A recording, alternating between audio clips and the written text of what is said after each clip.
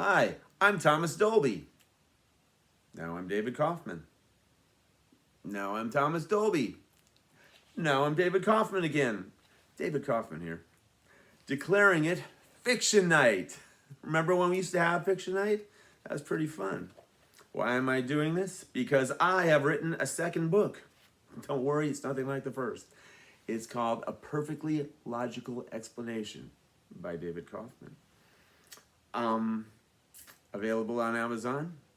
I'm going to read to you about 7 minutes worth, probably go a few seconds longer. I know I already have done that. If you buy this book and attempt to read it, do not skip the introduction. It's important. Might as well read the acknowledgments while you're at it, okay? I strongly recommend doing so. But I am going to skip both those things and start right in at page 1 of the first chapter, hoping to whet your appetite with this, we'll see. The chapter is called Happy Days, and it goes a little something like this. I've heard people ask, why do bad things happen to good people? That's a good question, but I've got a better one. I don't know if it's actually better, but anyway, here's what I want to know. Why do good things keep happening to me? It's not that I'm such a bad guy. I'm not. It's just that, looking back, I don't know how I got as far as I did. Just lucky, I guess. Actually, I know the answer to the question. Why do good things keep happening to me? I have a secret weapon. I was your average dumb high school jock. And that's a pretty cool thing to be, on account of you're pretty high in the pecking order in your little world. He was my natural prey. Wiry, self-conscious, glasses-wearing, practically screaming outsider. The first time I ever saw him, he was buck naked, which was not my idea. I was late that day to PE when I heard more yelling than usual coming from the locker room. Something was going on inside. I walked in but hung back, taking in the scene. This naked kid must have been a new twerp in school, and my dumb jock buddies were having some fun with him. 4 of them were holding him horizontally by the arms and legs and swinging him back and forth like they were getting ready to launch him. Instead, they set him back on his feet, still restrained, at the end of a row of lockers. One of my dumber buddies, I love my dumb buddies, planted himself at the other end of the row. He held a rolled up pair of gym socks and he was ready to pitch it at the twerp. After a little windmill arm action, he let fly with the sock bomb. Missed it by that much. What? The twerp had spoken. Sure, he had a high, whiny voice, but it wasn't just let me go stuff like your typical twerp. It was like he was doing a funny voice on purpose. There was something about him. He was agitated, but not scared. I moved in. Okay, enough of this shit. Break it up, you guys. I called off the dogs, but some of them still wanted to play with their bone. I said, let them go. We got to get to practice.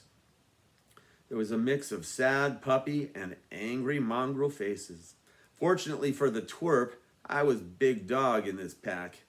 Released from bondage, he looked at me and did something with his hand that I'd never seen anyone do before in my life. He raised his right hand like when you're doing the Pledge of Allegiance or something. Then he very deliberately moved his fingers apart, making a space between his middle and ring finger. What the hell was that all about? I sensed that this hand thing was his way of thanking me. Then he spoke again, but this time in a lower tone of voice than before, kind of solemn. He said the words, live long and prosper. Then he calmly went to his locker to put on his gym clothes. What the? I tried doing that thing he did with his hand, but I couldn't get my fingers to stay that way. I know, it's hard. The next time I saw this guy on campus, some of the same goons, I love my goon buddies, were stuffing him into a trash can. Typical high school stuff. At least he wasn't naked. Hey, Terrio. My name is Terry, but everyone calls me Terrio. This twerp says he's going to call his uncle on us. The goon squad laughed. Anyone could see that they had the advantage over this nerd, and yet he didn't seem to think so. Not my uncle, you morons, he said, managing to pull his head out of the trash can. The uncle, as in the United Network Command for Law and Enforcement. The goon squad was about to laugh again. They hesitated, looked at each other in confusion, then decided to laugh anyway. I didn't know what he was talking about either, but I figured maybe someone in his family was a cop, or maybe even FBI. Come on, I rolled my eyes at them. Lay off the geek. This was many years before geek was used proudly by computer geniuses. You ladies got better things to do than this. I didn't have anything specific in mind better to do, but the bell rang, so it didn't matter anyway. They tossed him aside and everyone ran to their classes. The third time I saved this twerp's ass, my buddies were starting to question me about it. It didn't make any sense to them. It didn't make a whole lot of sense to me either. I was just following an instinct I had about the guy. This time it was in the boys' bathroom. Ugh. I knocked my dopey friend's hand away. I love my, and grabbed the nerd by the hair on the back of his head. I pulled his face out of the toilet and stood back as he shook the water off his face. He took a deep breath and then, in another weird voice, he said, "I know nothing! Nothing!" Was that another language? How come he's talking like that? It ain't Mexican.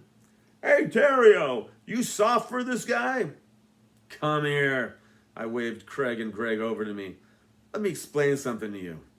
I took them aside and in the sternest voice I could manage told them, I don't want any of you to get busted and yanked off the team. Ah, come on. It's just a friendly game of waterboarding. What's the code? And the coach don't give a shit anyway. It's not the coach I'm worried about. The vice principal is the ball buster in this school. He's got the power over the coach. I could tell they needed a little more.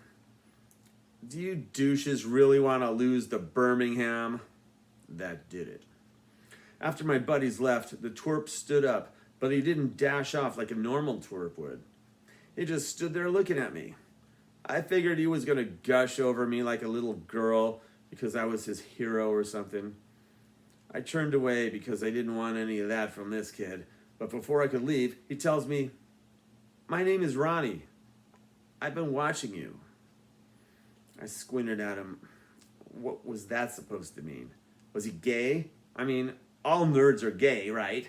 Whether they are or not, we're supposed to say they are. But was this one an actual homosexual? And I think you got potential. Huh? Why is he talking to me like he's the big man on campus and I'm the twerp getting pissed on all the time, almost literally? This dweeb was telling me he thinks I have potential? What was up with this kid? I knew I could crush him anytime I wanted, but he made me curious. Not that kind of curious. The thing is, he had something.